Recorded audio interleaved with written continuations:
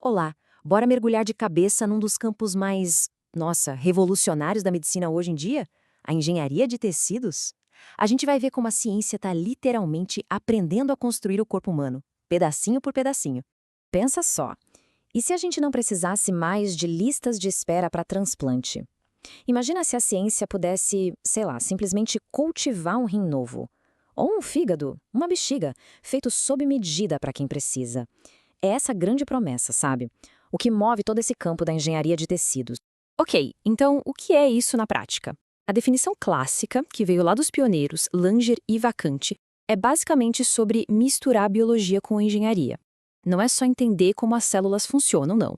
É usar ferramentas de engenharia, os princípios da engenharia mesmo, para construir tecidos que funcionam, fora do corpo.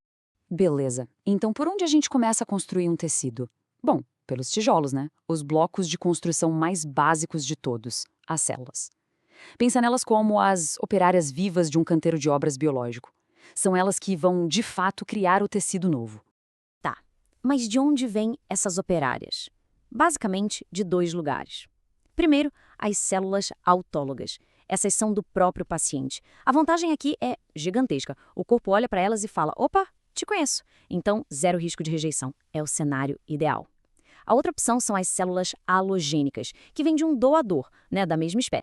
Mas e se a gente tivesse umas operárias mestres? Pois é, além das células comuns, a gente tem as verdadeiras estrelas do rock aqui, as células-tronco. Elas não são operárias comuns, não. São tipo as mestras de obras. Têm uma capacidade incrível de se transformar em um monte de outros tipos de célula.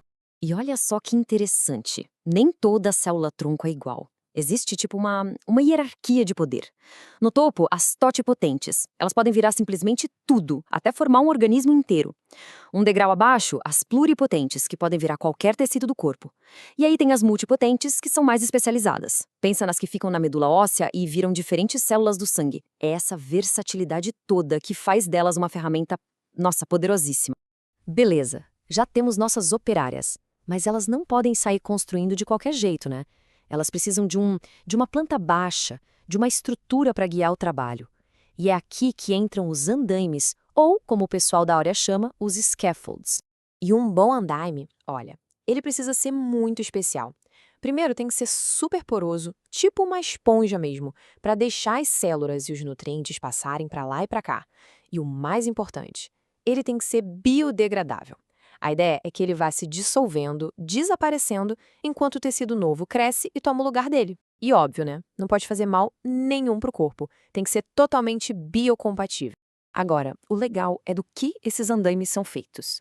A gente tem duas rotas. Dá para usar materiais naturais, tipo colágeno, as células amam, porque é algo que elas já conhecem do corpo, ou a gente pode ir para a rota sintética, com polímeros como o PLA. A vantagem aqui é o controle. Os engenheiros conseguem definir direitinho a velocidade que ele vai degradar, a resistência. É aquele jogo, sabe? Entre imitar a natureza e ter o controle total sobre o processo. Ok, a gente já viu os tijolos, que são as células, e a planta baixa, os andaimes. Agora vem a parte mais legal. Vamos ver como tudo isso se junta na prática, no mundo real, com resultados que são, de cair o queixo. Isso aqui foi um marco, um divisor de águas. Pensa na equipe do Dr. Anthony Atala. Eles pegaram células da bexiga de pacientes jovens, colocaram para crescer num andaime com o formato exato de uma bexiga e algumas semanas depois implantaram esses órgãos novinhos em folha de volta nos pacientes. Foi a prova viva de que a teoria podia virar uma realidade que, de fato, salva vidas. E não é só para órgãos supercomplexos, não. A tecnologia já ajuda em coisas mais comuns. A cartilagem do joelho, por exemplo, que a gente sabe que não se regenera direito sozinha, já é possível cultivar a cartilagem em laboratório para reparar essas lesões. Isso ajuda atletas, ajuda um monte de gente a voltar a ter uma vida sem dor. E esse aqui, nossa, isso mostra o potencial lá na frente. O que os pesquisadores fizeram foi genial. Pegaram um coração de rato e basicamente lavaram ele com detergentes para tirar todas as células originais. O que sobrou? Só a estrutura de colágeno, o andame lateral perfeito. Aí eles recolonizaram essa estrutura com células novas de coração e ele voltou a bater. É simplesmente impressionante. E a coisa não para de avançar, claro. Hoje, com a bioimpressão 3D, dá para, literalmente, imprimir tecido. Eles usam uma biotinta, que é um gel cheio de células vivas, e depositam, camada por camada, com uma precisão absurda. Isso já foi usado para construir e transplantar orelhas para crianças com defeitos de nascença. A gente está vendo a manufatura moderna moldando o futuro da própria biologia. Apesar desses avanços serem espetaculares, né, a jornada está bem longe de acabar. Ainda existem obstáculos gigantes pela frente, e é sobre eles que a gente vai falar agora. Então, a pergunta de $1 milhão que todo pesquisador da área se faz é: o que falta? O que falta para a gente sair de tecidos mais simples, tipo pele ou cartilagem, e chegar em órgãos inteiros, grandes, complexos, funcionando 100%? Um fígado, um rim? O ponto central é esse. Olha só, uma coisa é cultivar uma camadinha fina de células. Outra, completamente diferente, é construir um órgão de 1 quilo. E o maior desafio de todos se chama vascularização. Ou seja, como é que a gente cria toda a rede de veias e artérias para levar sangue, oxigênio e nutrientes para cada uma das células lá no meio do órgão? Porque sem isso, o interior do órgão simplesmente morre.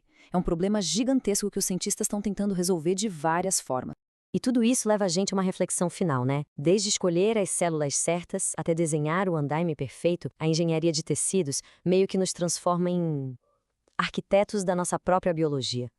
E com isso, aquela linha que separa o natural do artificial, ela fica cada vez mais borrada. Essa tecnologia não está só mudando a medicina, ela está forçando a gente a repensar o que significa vida.